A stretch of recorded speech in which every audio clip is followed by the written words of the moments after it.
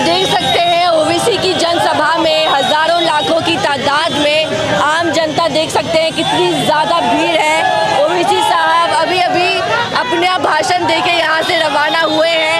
ऐसे में आप देख सकते हैं कितनी भारी तादाद में जनता यहाँ मौजूद है। ओबीसी साहब के लिए जनता का प्यार देख सकते हैं आप। ये देखिए, आप यहाँ पे युवा है और जनता का प्यार देख सकते हैं। कितनी भारी तादाद में जनता यहाँ पे ओबीसी साहब की एक झलक पाने के लिए यहाँ पे आई हुई है। तो जनता का प्यार आप ओबीसी साहब के लिए देख सकते हैं। चुनाव में महज 2 दिन बचे हुए हैं। आप देख सकते हैं सीमांचल में लगातार आपको कवरेज दिखा रहे हैं। ये विधानसभा बलरामपुर विधानसभा सीट है। बलरामपुर में आप जनता का प्यार देख सकते हैं ओबीसी साहब को लेके। बलरामपुर से आपको बता दूं, एनडीए की तरफ से संगीता देवी प्रत्याशी है।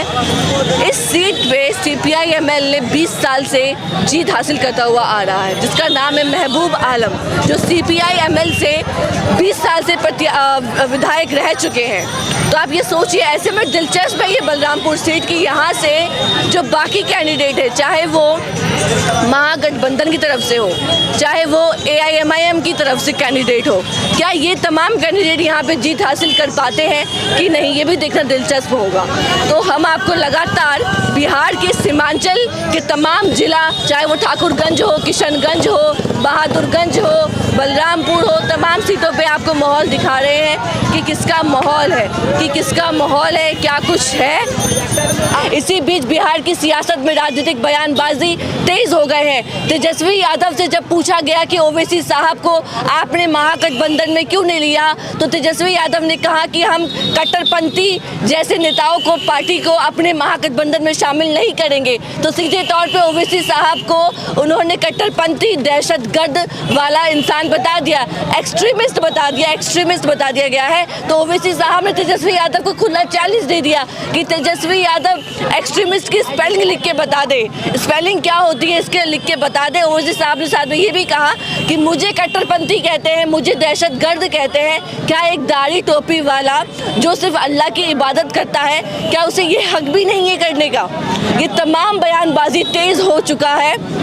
उन्होंने सीधे तौर पर तेजस्वी यादव को पाकिस्तान से जोड़ दिया कि तेजस्वी यादव पाकिस्तान की भाषा बोल रहे हैं। जैसे पाकिस्तान वाले बोल रहे हैं, वैसे ही तेजस्वी यादव पाकिस्तान की भाषा बोल रहे हैं। ओवैसी साहब ने तेजस्वी यादव को खुले तौर पे एक पाकिस्तानी बता दिया है। आम जनता यहाँ पे देख सकते हैं, इनसे बात करने की कोशिश करते हैं। जी चाचा, क्या माहौल नजर आ रहा है आपको? ओबीसी का ही पार्टी जीतेगा। ओबीसी का पार्टी जीतेगा। क्या मुख्य कारण है कि ओबीसी साहब के साथ जा रहे हैं? यहाँ पर काम नहीं हो रहे हैं, इसलिए ओबीसी साहब। आप बताइए जी, किसके साथ जा रहे हैं? ओबीसी साहब का ही जीतेगा। ओबीसी साहब जीतेगा। हाँ, ओबीसी जीतेगा। महबूब आलम जीतेगा। महबूब आलम आएगा यहाँ पे।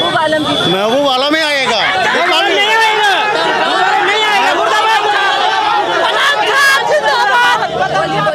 ओबीसी। क्या कारण है ओबीसी साहब? वो बहुत अच्छा काम करता है, देश का बहुत उन्नति होगा उसको देने से। अच्छा। वो वक़्फ़ बिल का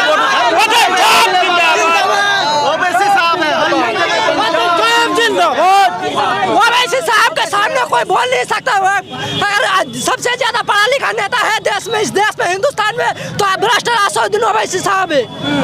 ओवैसी साहब को तो तेजस्वी यादव कट्टरपंथी बोल रहा है। कौन कट्टरपंथी? वो खुद 9 क्लास फेल है, जो खुद 9 क्लास फेल है, वो भ्रष्ट असुद्दीन ओवैसी साहब को ये बोलता है। खुद अपना पहले मैट्रिक पास करके दिखा दो, फिर ओवैसी साहब के बारे में बोलना।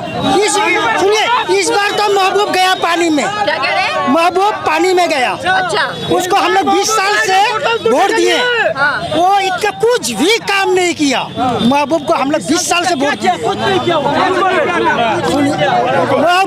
महबूब को हम लोग 20 साल से वोट दिए, रोजा किए, नमाज पढ़े, लेकिन हम लोग के लिए कुछ भी नहीं किया। हम लोग का गांव जल गया, पूरा गांव जल गया, एक दिन देखने भी नहीं आया। हालांकि मुखिया जी ने हम लोग को सहायता किया, किसके साथ जा रहे हैं? किसके साथ जा रहे हैं? पतंग साहब ओवैसी के साथ। ओबीसी साहब। ओबीसी साहब को तो कट्टरपंथी बोल रहे थे तेजस्वी। ओबीसी को कट्टरपंथी बोल रहे थे। नहीं, कट्टरपंथी नहीं, गलत। जो ना समझ है वही बोलता है कट्टरपंथी है। जो ना समझ, हम लोग अभी समझदार हो गए हैं मैडम। अच्छा। अभी हम लोग समझदार हो गया, वो ना समझ हम लोग नहीं है। उतना भूल मत कीजिए कि हम लोग ना समझ समझे, हम लोग चालाक हो गया, हम बम्बई दिल्ली जाके हम लोग चालाक हो गया, होशियार हो गया मैडम। आप बोलेंगे क्या माहौल नजर आ रहा है, युवा किसके साथ जा रहा है इस बार?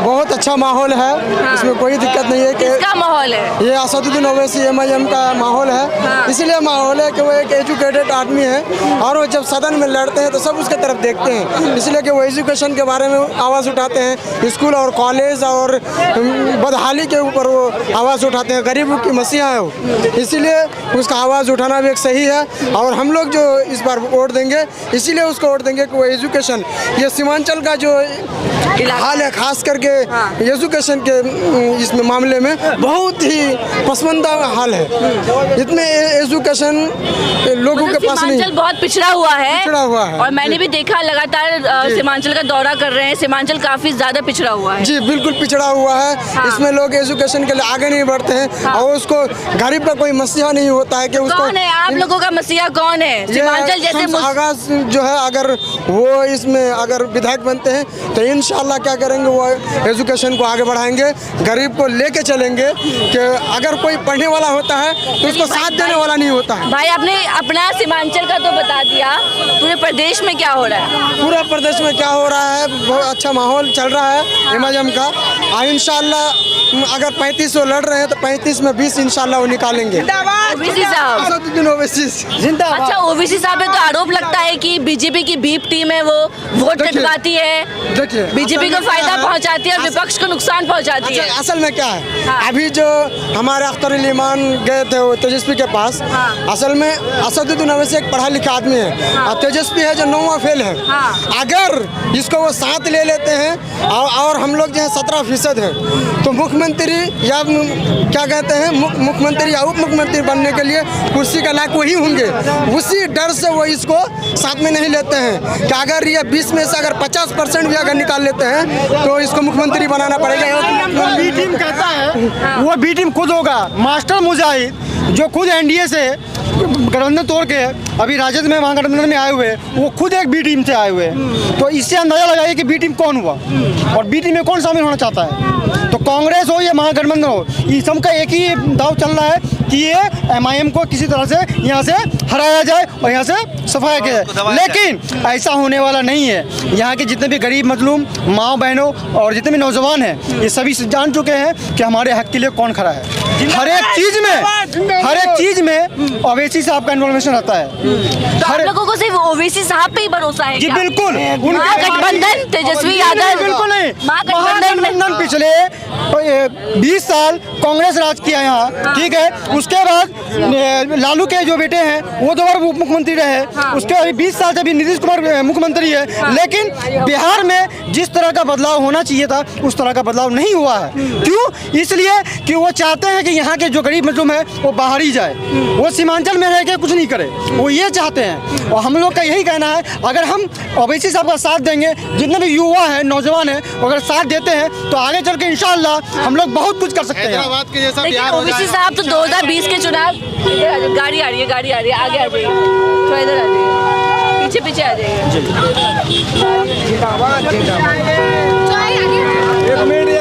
इधर आ जाइए। ओवैसी चाचा आपको भी मौका मिलेगा। ओवैसी साहब जो पिछली लास्ट टाइम जो बिहार का चुनाव हुआ था उसमें 5 सीटें जीते थे, 4 तो राजद में ही चले गए। तो मैंने कई बार सीमांचल में बात करी थी, कई मुसलमान युवा भी मिले थे, बुजुर्ग भी मिले थे, वो कह रहे थे कि ओवैसी साहब से कोई फायदा नहीं होता है, सरकार बना नहीं पाते हैं, उनके विधायक चले जाते हैं दूसरी पार्टियों में, क्या फायदा होता है इससे, हमें उन्हें वोट देना, हमारा वोट बर्बाद है। तो सब कह रहे हैं कि महागठबंधन के साथ जाएंगे इस बार। ये चीज़ अच्छा हुआ चुनाव से पहले, इलेक्शन से पहले, कि जितने भी दोगला थे हमारी इस पार्टी में, MIM पार्टी में, उनका असली चेहरा इस चुनाव से पहले ही नजर आ गया कि वो क्या करते।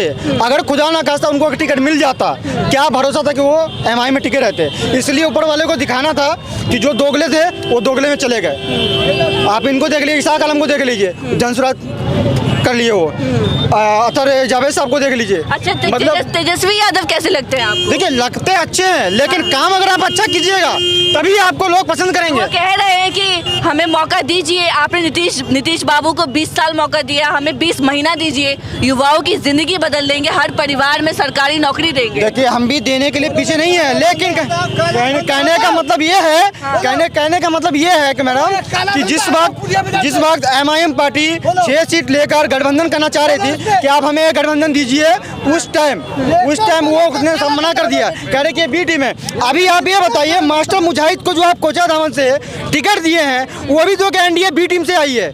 जो एनडीए जो बी टीम बोलती थी वो भी तो बी टीम से ही आए हुए हैं। तो आप बताइए कि बी टीम अब कौन हुआ, MIM हुई या महागठबंधन हुई?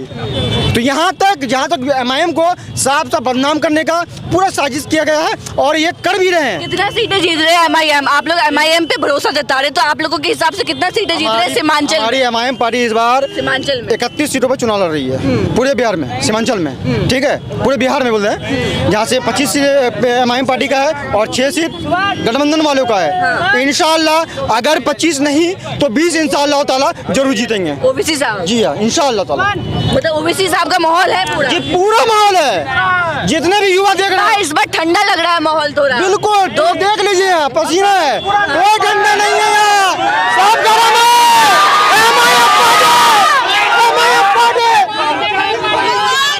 आप बताइए क्या गरीब को लूट के खाता है, कौन खाता है? मजदूर आदमी को, कौन खाता है? पुलिस, अस्पताल, पलक खाता है साला सबको। ये जमीन के लिए टकरा रहा है साला, बोल रहा है मैंने पैसा लाओ, 10,000 रुपये लाओ, गरीब आदमी कहाँ से पाएगा? बोलो उसमें, बोलो धंधा हो रहा है यहाँ, काला धंधा हो रहा है, ये हाथ नहीं, ये हाथ से लेता है साला सबको। पूछो लोग को, पूछो, गरीब को लूट रहा है, अभी लूट रहा है गरीब को। बोलो सरकार को, किसके साथ जा रहे हैं आप? उठिया को मैंने बाजार में लूट रहा। कौन गरीब को नहीं लूट रहा है ये बताइए, किसके साथ जा रहे हैं? सबको हम हाँ, पतंग में जा रहे हैं। पतंग में जाएंगे? हाँ पतंग में जाएंगे, और जिंदगी नहीं लूटेंगे गरीबों को? नहीं लूटेगा वो। इतना विश्वास कैसे है आप? कसम खाया है, अभी कसम खाया सबको आगे। ओबीसी साहब? हाँ, एबीसी के लिए कसम खाया है वो, गरीब का लड़का।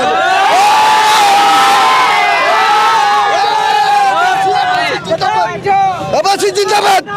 ओबीसी साहब को लेके आप जनता के दिल में मोहब्बत देख सकते हैं। क्लोज, ठीक है। अरे वीडियो यहाँ पे 2 ही लोगों की बाइट है बस। तो आपने देखा यहाँ ओबीसी साहब को लेके लोगों के दिल में जो आपने मोहब्बत देखी, और भी लोगों से बातचीत करते हैं, माहौल जानने की कोशिश करते हैं कि धरातल में क्या वाकई ही ओबीसी साहब का माहौल है कि नहीं, यही जानने के लिए यहाँ पे आए हैं। चलिए बताइए, जाइए, क्या माहौल है जी? पतंग को वोट देना है। क्या कारण है पतंग के साथ जा रहे हैं जी? क्या कारण है कि पतंग बहुत के साथ? अच्छा है, बहुत अच्छा है, बहुत अच्छा नेता लगता है, पढ़ा लिखा आदमी है, अच्छा पढ़ा लिखा नेता आदमी है। और तेजस्वी यादव कैसे लगता है? तेजस्वी यादव नहीं चाहिए उसको। चाचा आप बताइए क्या माहौल है? पतंग छाप, पतंग छाप, सब कोई पतंग छाप, सब कोई। बच्चे साइड हो ना, किसके साथ जा रहे हैं? पतंग के साथ। किसके साथ जा रहे हैं चाचा? किसके साथ? पतंग। क्या नाम है आपका? मनोज अग्रवाल जी, तो आप भी पतंग के साथ हैं? क्या मुखिया अगर मोहम्मद से क्या मतलब है? कहते हैं ना कि जो AIM है वो मुसलमानों की पार्टी है, कट्टर मुसलमानों की पार्टी है, तो मुसलमान तो AIM को ही वोट करते जो समझदार है वो समझ सकता है, यहाँ मोहम्मद और अगल से मतलब नहीं है, पतंग तो पतंग। यहाँ अग्रवाल भी और मोहम्मद भी MIM के साथ है, ये इनका कहना है। हाँ जी, सब पतंग छाप, पतंग छाप में वोट डालेंगे। क्यों? कारण तो बता दीजिए। पतंग छाप को वोट डालेंगे। पतंग छाप जो है ना, ये पढ़ा लिखा हट्टा कट्टा आदमी को लेता है, नौजवान को लेता है, ना कि नचनिया को लेता है, ना कोई ऑर्केस्ट्रा वाले को लेता है। ये जो है पढ़ा लिखा इंसान को लेता है।